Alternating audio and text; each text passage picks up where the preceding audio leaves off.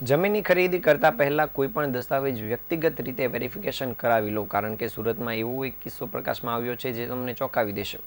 જમીનનો બનાવટી ઇન્ડેક્સ અને 7/12ની નકલ બનાવી ડૉક્ટરની સાથે કરોડો રૂપિયાની છેતરપિંડીની ઘટના બનતા પોલીસની ઇકોનોમિકલ સેલ દ્વારા એકની ધરપકડ કરવામાં આવી છે. સુરતના ડૉક્ટર પરાગ પરીખે સુરત ક્રાઇમ બ્રાન્ચમાં વિપુલ ઉર્ફે બંટી ટેણી વિરુદ્ધ છેતરપિંડીની ફરિયાદ નોંધાવી હતી. જે મુજબ વિપુલ ઉર્ફે બંટી ફરિયાદીની હોસ્પિટલ પર અવારનવાર જતો હતો અને પોતે ગુજરાતી ફિલ્મ ઇન્ડસ્ટ્રી સાથે સંકળાયેલો છે અને કલાકાર છે તેવી માહિતી આપી હતી.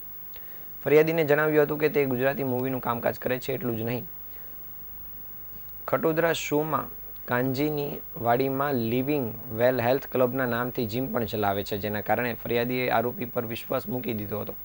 આરોપીએ ડૉક્ટર સાથે વિશ્વાસ કેળવીને જમીન અને મિલકતમાં રોકાણ કરશો તો સારો એવો ફાયદો થશે તેવું જણાવી પોતાના સહ આરોપી હસમુખ ડાયાભાઈ સાથે મળી પોતાનો આર્થિક લાભ મેળવવા માટે સમાન ઈરાદે ષડયંત્ર આચરી ફરિયાદીને સોદા કરવા માટે જણાવ્યું હતું.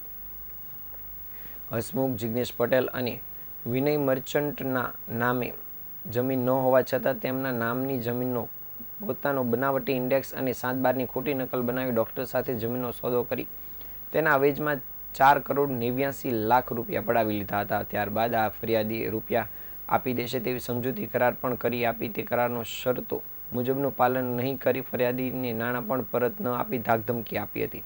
આ સમગ્ર મામલે ડૉક્ટર દ્વારા સુરત ક્રાઇમ બ્રાન્ચમાં ફરિયાદ આપવામાં આવી હતી, જેના અનુસંધાને તપાસ કરી ઇકોનોમિક સેલે વિપુલ ઉર્ફે બંટી ટેણીની ધરપકડ કરી છે, જે પોતાને ગુજરાતી ફિલ્મ કામ કરતો હોવાનું જણાવ્યું હતું. આ સાથે જ આ ટોળકી એ અન્ય કયા લોકો સાથે આ પ્રકારે છેતરપિંડી કરી છે તે અનુસંધાને પણ પોલીસ દ્વારા તપાસ કામગીરી શરૂ કરવામાં આવી છે.